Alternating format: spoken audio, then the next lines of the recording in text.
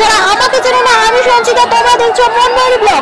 আজ কিভাবে জগন্নাথ দেব রথে চেপে মাসির বাড়ি গেলেন, কিভাবে লক্ষাধিক মানুষের ভিড় এড়িয়ে তোমাদের সামনে ভিডিওটা তুলে ধরলাম। জগন্নাথ দেব কিভাবে মাসির বাড়ি যাচ্ছেন প্রতিটা মুহূর্ত আজ মনময়ূরী পরিবারের মাধ্যমে তোমাদের সামনে ফুটিয়ে তুলতে চলেছি।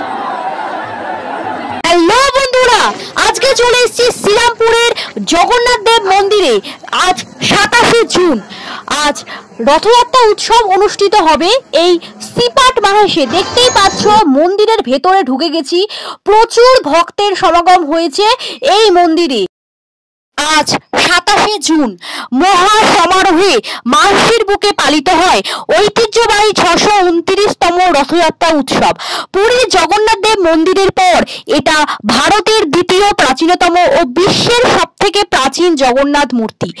শ্রীপাঠ মাহেশে অবস্থিত ভারতের দ্বিতীয় বৃহত্তম রথযাত্রা উৎসব এই মাহেশে অনুষ্ঠিত হয়। দেখতেই পাচ্ছ প্রচুর ভক্ত এসে ভিড় জমিয়েছে শ্রীপাঠ মাহেশের মন্দিরে। অগণিত ভক্ত ধীরে ধীরে এগিয়ে যাচ্ছে জগন্নাথ দেবকে দর্শন করার জন্য ও পুজো দেওয়ার জন্য।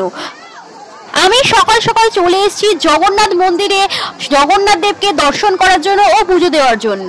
তার মুহূর্ত তোমাদের সামনে ভিডিওর মাধ্যমে তুলে ধরছি। এছাড়াও কিভাবে জগন্নাথ মহাপ্রভু রথে চেপে মাসির বাড়ি যাবেন তার মুহূর্ত তোমাদের সামনে ভিডিওর মাধ্যমে তুলে ধরা হবে। তাই ভিডিওটা কেউ স্কিপ করো না, প্রথম থেকে শেষ পর্যন্ত দেখতে থাকো। এই হচ্ছে শ্রীপাঠ মাহেশের রথ, যা সুন্দর করে ফুল দিয়ে সাজানো হয়েছে। আর ঠিক তার পাশেই রাখা রয়েছে দুটো ঘোড়া। এই 50 ফুট রথে রয়েছে 13খানা এরকম চাকা। দেখতেই পাচ্ছ ফুল দিয়ে চতুর্দিক সাজানো হয়েছে। একদম চূড়ায় বসে জগন্নাথ দেব।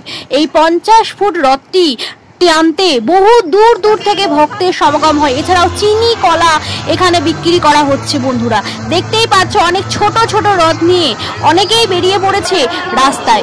আমি এগিয়ে চলেছি, দেখতেই পাচ্ছ খুব সুন্দর রথ ধীরে ধীরে এগিয়ে আসছেন জগন্নাথ মহাপ্রভু আর বলরাম সুভদ্রাকে নিয়ে মাসির বাড়ির উদ্দেশ্যে।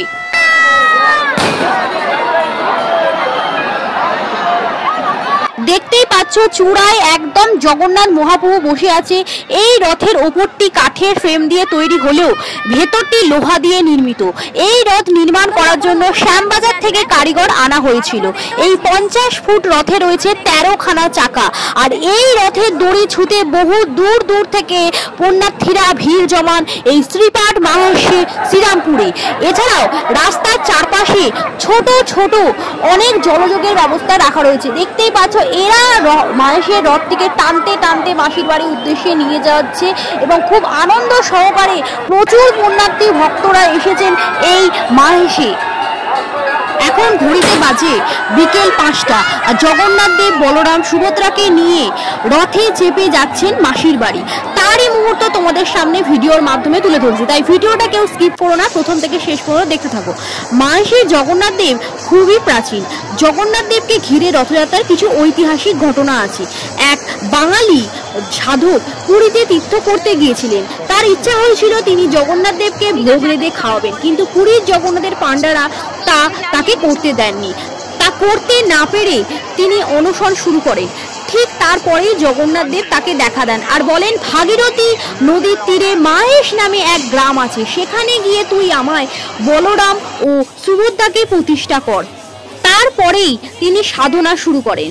মাহেশ ঘাট থেকে এক নিম কাঠ ভেসে আসে। সেই নিম কাঠ তুলে তিনি জগন্নাথ বলরাম ও সুভদ্রাকে প্রতিষ্ঠা করেন শ্রীরামপুরের মাহেশে। শ্রী চৈতন্যদেব মাহেশকে নতুন পুরী নামে নামকরণ করেছিল। তাই পুরীর পরেই শ্রীরামপুর মাহেশে জগন্নাথ দেব খুবই বিখ্যাত। দেখতেই পাচ্ছ রথে চেপে ধীরে ধীরে এগিয়ে আসছে রথ মাসির বাড়ির উদ্দেশ্যে। আর একদম চূড়ায় জগন্নাথ দেব বসে রয়েছেন।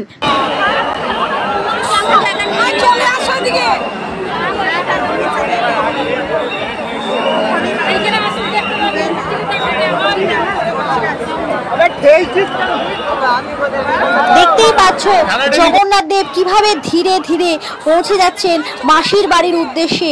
আর লক্ষাধিক মানুষের ভিড়।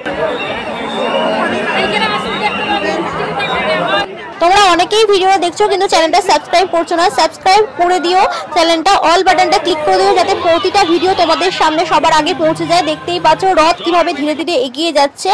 আর একটা লাইক করে দিও, বন্ধুদের মাঝে ভিডিওটা শেয়ার করে দিও যাতে তো সবাই ভিডিওটা দেখতে পারে। আশা করি তোমাদের ভিডিওটা খুব ভালো লাগবে, পুরোটা দেখতে থাকো স্কিপ না করে। আগামী দিনে মনময়ূরী পরিবার তোমাদের মাঝে নতুন নতুন ভিডিও নিয়ে আসতে চলেছে, তাই কেউ চ্যানেলটা সাবস্ক্রাইব না করে চলে যেও না, চ্যানেলটা সাবস্ক্রাইব করে অল বাটনটা ক্লিক করে দিও।